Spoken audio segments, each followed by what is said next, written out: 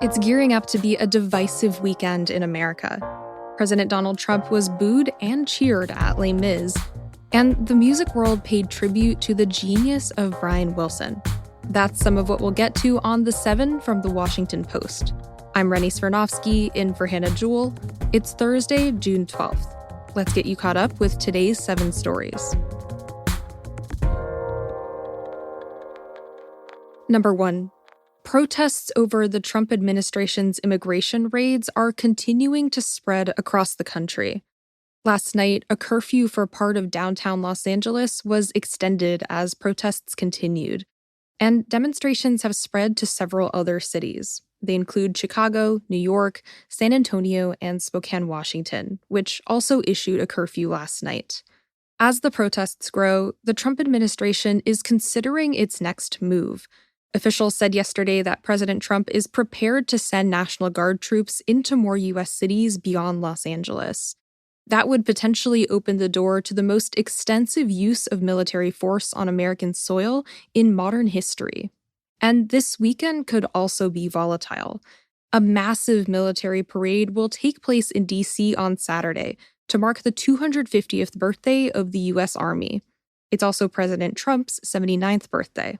And while that's going on, demonstrators plan to flood hundreds of cities and towns for No Kings protests. Organizers say they're taking a stand against what they see as President Trump's authoritarian tactics.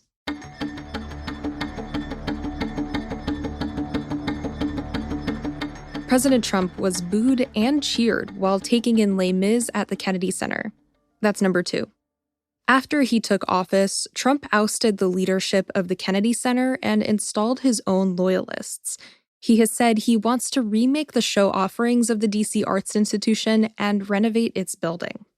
And last night, he came to hear the people sing. He attended a performance of one of his favorite musicals. It was a fundraiser to help the financially strapped Arts Center, but it also marked his takeover. This is what happened when Trump and the First Lady took their seats.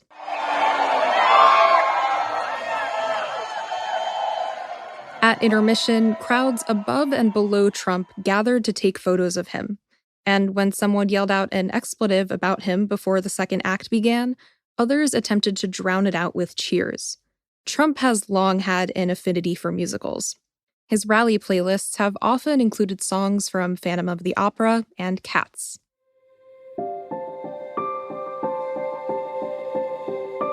Number 3.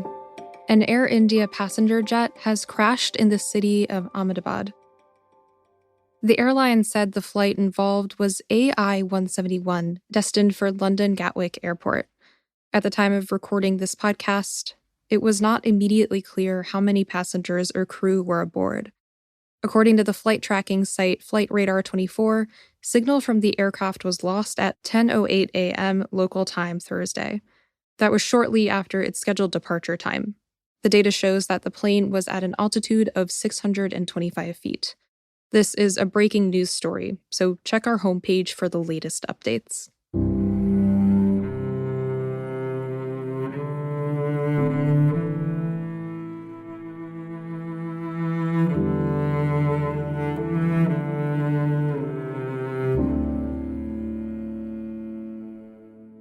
Number 4.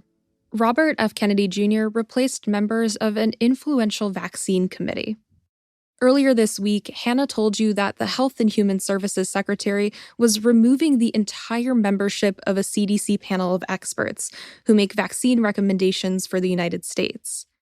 Yesterday, Kennedy named some replacements. His picks include a well-known pediatric infectious diseases expert and at least 3 people who have criticized the use of mRNA coronavirus vaccines.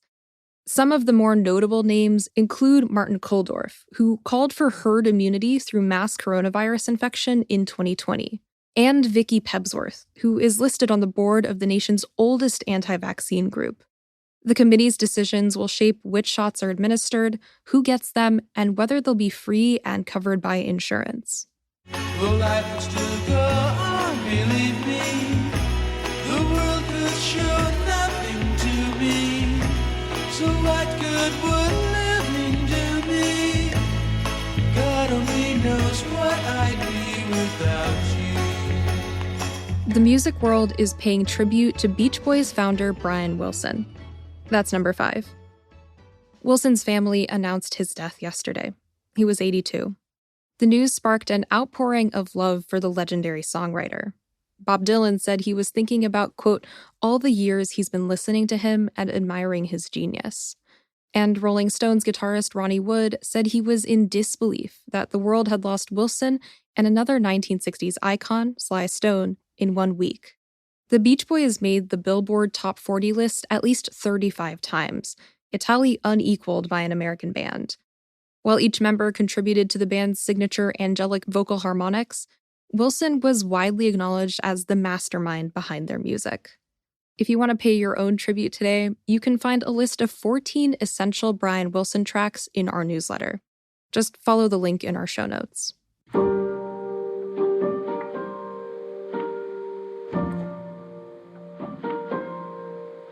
Number 6. Cancer rates have risen among adolescents and young adults since 2000. The rate of new cancer diagnoses for people 50 or older has fallen by 11% in the last 2 decades. But for people ages 15 to 49, it has climbed by 10%.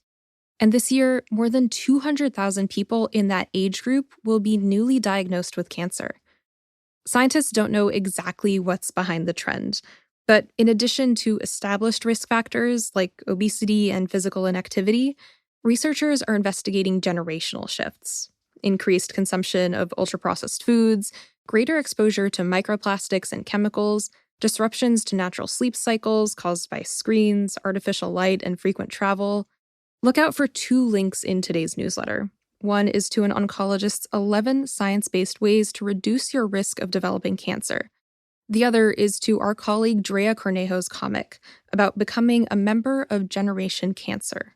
You'll find the link to our newsletter in the show notes.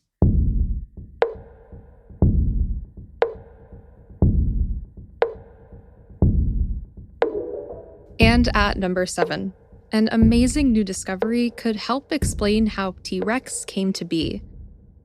With their bone-crushing bites and spindly little arms, large tyrannosaurs are the celebrities of the dinosaur world.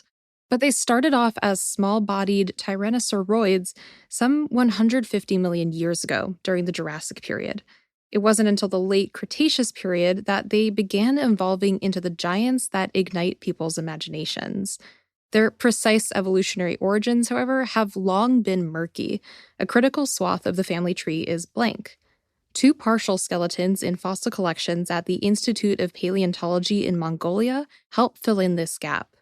They're from a transitional species that are the closest known ancestor to the famed late tyrannosaurs.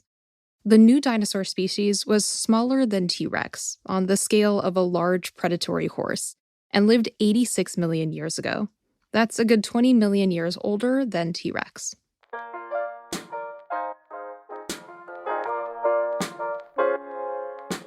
All right, you are all caught up. And you've heard me mention our newsletter a few times this morning, but here's another reason to check it out, to see an artist's rendering of what that newly discovered dinosaur looks like.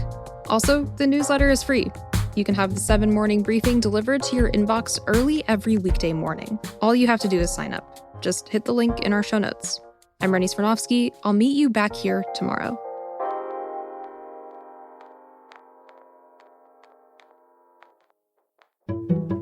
My name is Jacob Bogage, and I'm the congressional economic correspondent at The Washington Post. I cover anything with a dollar sign in front of it in Congress. That means taxes, benefit programs like Social Security and Medicare, trade. The Washington Post is personal to me. I grew up in this area. I grew up fighting with my brother for the sports page. So to be able to work at this institution, when I can see outcomes of my reporting on really important issues about the health of our democracy, the health of the most vulnerable people in this country, I've seen policies change specifically because of work that I have done with so many of my talented colleagues in this newsroom. I tell people they should subscribe to the Washington Post because we cover the most powerful city in the world from the most powerful city in the world. This is what we live every day. Subscribers support this work. Learn more at WashingtonPost.com/subscribe. I'm Jacob Bogage, and I'm one of the people behind the Post.